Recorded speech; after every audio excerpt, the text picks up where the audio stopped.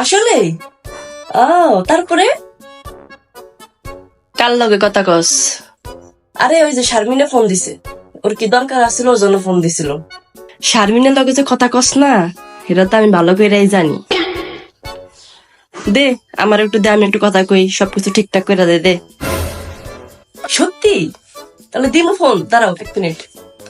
হ্যাঁ হ্যালো, এই যে আম্মু তোমার ব্যাপারে মাত্র জানছে বুঝছো।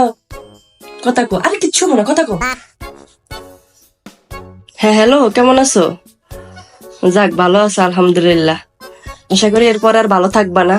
তো তুমি আমার মায়ের যে ভালো খারাপ সব দিক বিচার করে যে পছন্দ করছো, এটাতে আমি অনেক খুশি।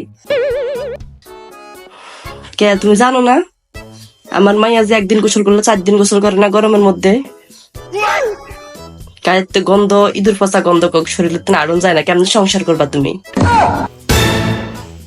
এরপরে আগে ঘরের জিনিসপত্র সব ভাঙ গেলে, সব প্লেট ফ্রিজ গ্লাস কিচ্ছু থাকে না, মোবাইল তো থাকে না, প্রতি মাসে একটা একটা করে মোবাইল কিনে দিতে পারবা তুমি?